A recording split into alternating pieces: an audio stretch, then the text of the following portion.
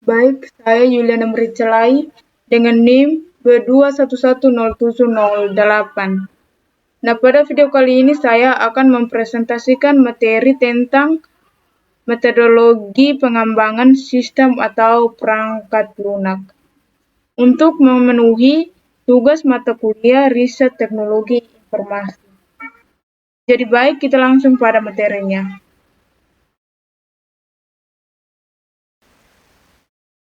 Nah, jadi metodologi pengembangan sistem atau perangkat lunak adalah serangkaian langkah dan prosedur yang digunakan untuk merancang, mengembangkan, dan mengelola proyek pengembangan perangkat lunak atau sistem. Dan juga ada beberapa metodologi sebagai berikut. A. Waterfall. B. Prototype. C. Agile. D. Contain. Jadi yang pertama, waterfall. Nah, waterfall adalah metode kerja yang menekankan fase-fase yang berurutan dan sistematis. Disebut waterfall karena proses mengalir satu arah ke bawah seperti air terjun. Nah, yang berikut tahap-tahap pengembangan dalam metode waterfall. Nah, yang pertama, requirement gathering and analysis. Ini mengumpulkan kebutuhan secara lengkap untuk dianalisis dan mendefinisikan kebutuhan apa saja yang harus dicapai oleh program. Informasi dapat diperoleh melalui wawancara, diskusi, atau survei. Nah, yang kedua, design. Design melakukan perancangan desain perangkat lunak sebagai perkiraan sebelum dibuatnya kode. Desain sistem dapat dibuat menggunakan flowchart, minmap, atau entity relationship diagram atau ERD. Nah, yang berikut implementasi. Implementasi ini adalah tahap di mana seluruh desain yang sebelumnya sudah diubah menjadi kode-kode program. Kode yang dihasilkan masih berbentuk modul-modul yang harus digabungkan di tahap selanjutnya. Yang berikut integration dan testing. Integration dan testing ini dilakukan penggabungan modul-modul yang sudah dibuat sebelumnya dan melakukan pengujian untuk mengetahui apakah perangkat lunak yang dibuat telah sesuai dengan desain dan fungsinya atau tidak. Yang berikut verification. Di tahap ini, pengguna atau klien yang langsung melakukan pengujian pada sistem. Apakah sistem telah sesuai dengan yang disetujui atau belum sesuai.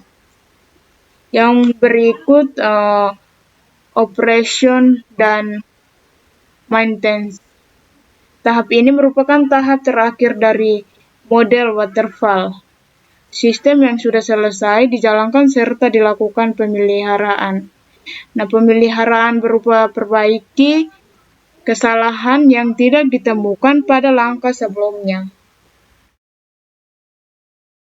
Jadi setiap metode yang digunakan pasti memiliki kelebihan serta kekurangannya tersendiri. Jadi kelebihan dari metode waterfall adalah yang pertama, memiliki proses yang terurut sehingga pengerjaan dapat terjadwal dengan baik dan mudah. Yang kedua, cocok untuk sistem dengan kompleksitas rendah atau predictable. Yang ketiga, setiap proses yang dilakukan tidak dapat saling tumpang tindih. Yang berikut kekurangan dari metode waterfall. Nah, yang pertama, waktu pengerjaan relatif lebih lama karena harus menunggu tahap sebelumnya selesai. Yang kedua, biaya yang dibutuhkan lebih mahal karena waktu pengembangan yang dibutuhkan lebih lama. Yang ketiga, model waterfall ini kurang cocok untuk pengembangan proyek yang memiliki memiliki kompleksitas tinggi.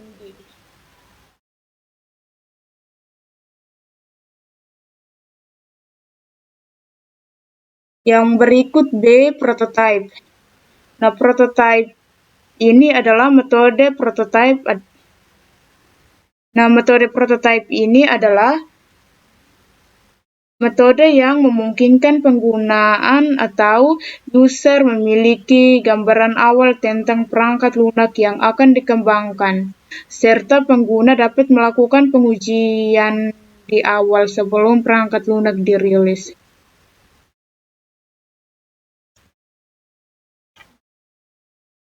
Berikut adalah tahap-tahap pengembangan perangkat lunak menggunakan metode prototype. Yang pertama, analisa kebutuhan. Nah, analisa kebutuhan pada tahap ini pengembang melakukan identifikasi perangkat lunak dan semua kebutuhan sistem yang dibuat. Nah, yang kedua, membuat prototype. Membuat rancangan sementara yang berfokus pada alur program kepada pengguna. Nah, yang ketiga, evaluasi prototype. Evaluasi prototype ini dilakukan untuk mengetahui apakah model prototype sudah sesuai dengan harapan. Yang keempat, mengkodekan sistem. Jika prototype disetujui, maka akan diterjemahkan ke dalam bahasa pemrograman yang sesuai. Nah, yang berikut pengujian sistem. Setelah perangkat lunak sudah siap, perangkat lunak harus melewati pengujian. Pengujian ini biasanya dilakukan dengan white box testing, black box testing, dan lain-lain. Nah, yang berikut menggunakan sistem.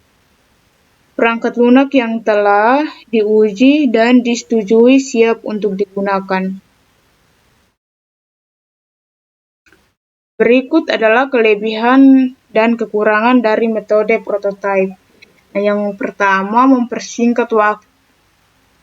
Nah, jadi kelebihan dari metode prototype adalah mempersingkat waktu pengembangan perangkat lunak. Yang kedua, penerapan fitur menjadi lebih mudah karena pengembang mengetahui apa yang diharapkan. Kekurangan dari metode prototype. Yang pertama, proses yang dilakukan untuk analisis dan perancangan terlalu singkat. Yang kedua, kurang fleksibel jika terjadi perubahan.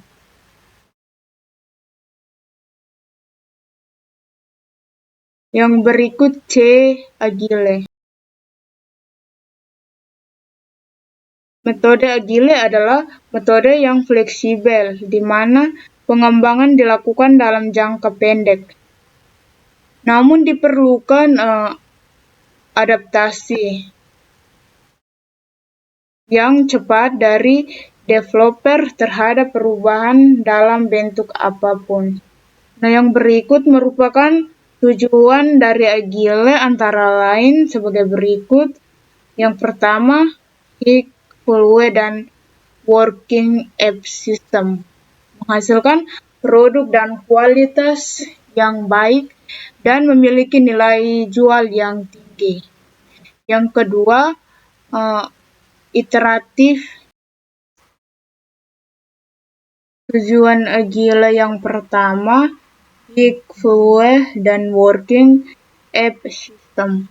Menghasilkan produk dengan kualitas yang baik dan memiliki nilai jual yang tinggi. Yang berikut iteratif, incremental, dan evolutionary. Pengembang dapat dilakukan secara iteratif, berulang-ulang, dan dapat mengalami perubahan jika diperlukan. Yang ketiga, cost control dan value-driven development. Pengembangan perangkat lunak dapat sesuai dengan kebutuhan pengguna dan tim dapat dengan cepat merespon kebutuhan sehingga waktu dan biaya pembuatan dari perangkat lunak dapat dikendalikan. Yang berikut high quality production. Kualitas dari perangkat lunak tetap terjaga meskipun waktu dan biaya lebih sedikit. Yang berikut fleksibel dan risk management. Meminimalisir terjadinya kesalahan pada program ataupun produk sebelum dilakukannya proses deploy aplikasi. Yang berikut kolaborasi. Ini dilakukan oleh setiap tim pengembang untuk mendiskusikan feedback yang diberikan oleh klien. Metode Agile ini memiliki kelebihan dan kekurangan tersendiri. Kelebihan dari metode Agile yang pertama, perubahan dapat dengan cepat ditangani. Yang kedua, proses pengembangan perangkat lunak membutuhkan waktu yang relatif cepat dan tidak memerlukan sumber daya yang besar. Yang ketiga, klien dapat memberikan feedback kepada pengembang dalam proses pembuatan program. Yang berikut kekurangan dari metode Agile. Nah, yang pertama, metode ini kurang sesuai dengan tim yang besar atau lebih dari 20 orang. Yang kedua, tim harus selalu siap, karena perubahan dapat terjadi kapan saja. Yang ketiga, metode ini kurang cocok untuk tim yang berkomitmen untuk menyelesaikan proyek bersama-sama. Nah, yang berikut Fountain. Nah, Fountain ini adalah metode Fountain perbaikan dari metode Waterfall, di mana jenis tahapan masih sama, namun beberapa jenis tahapan boleh didahulukan yang tidak bisa dilewati. Contohnya seperti kita memerlukan desain sebelum melakukan implementasi. Jika hal tersebut dilewati, maka akan ada tumpangan tindih. Nah, yang berikut tahap-tahap pengembangan perangkat lunak menggunakan metode Fountain.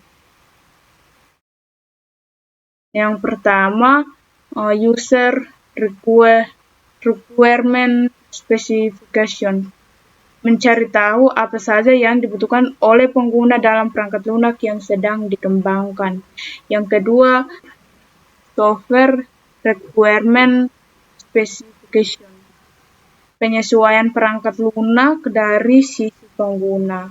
Yang ketiga, sistem design. Pembuatan desain sistem yang akan dibuat sebelum diimplementasikan. Yang keempat, program design.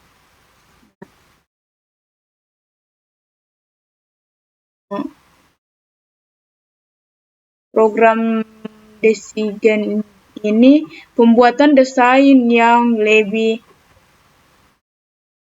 sempurna dan hampir mendekati hasil akhir dari perangkat lunak. Yang berikut implementasi. Di tahap ini dilakukan implementasi sesuai dengan desain yang sudah dibuat di tahap sebelumnya. Yang berikut program testing atau unit. Dalam tahap ini dilakukan uji coba terhadap unit-unit yang dibutuhkan dalam perangkat lunak yang dikembangkan. Nah, yang berikut program testing atau sistem. Di tahap ini dilakukan uji coba terhadap sistem dari perangkat lunak seutuhnya sebelum perangkat lunak digunakan. Yang berikut program use.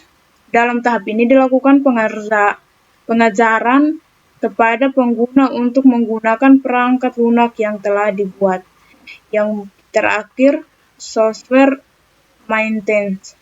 Biasanya dalam tahap ini dilakukan perawatan terhadap perangkat lunak yang sudah dibuat. Perawatan dapat berupa update sistem atau perbaikan kesalahan atau bugs yang ada.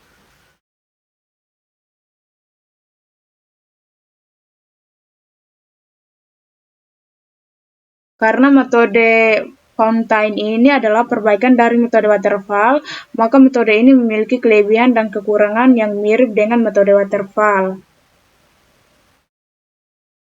Jadi kelebihan dari metode Fountain adalah yang pertama, memiliki proses yang terurut sehingga pengerjaan dapat terjadwal dengan baik dan mudah. Yang kedua, cocok untuk sistem dengan kompleksitas rendah atau predictable. Yang ketiga, dapat melewati atau mendahulukan beberapa tahapan. Yang keempat, setiap proses yang dilakukan tidak dapat saling tumpang tindih. Nah, kekurangan dari metode waterfall yang pertama, waktu pengerjaan relatif lebih lama karena harus menunggu tahap sebelumnya selesai. Yang kedua, biaya yang dibutuhkan lebih mahal karena waktu pengembangan yang dibutuhkan lebih lama. Yang ketiga, model Fountain ini kurang cocok untuk pengembangan proyek yang memiliki kompleksitas tinggi.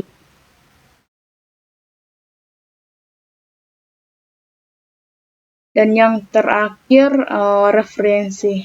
Ini merupakan referensi dari hasil yang sudah dikerjakan.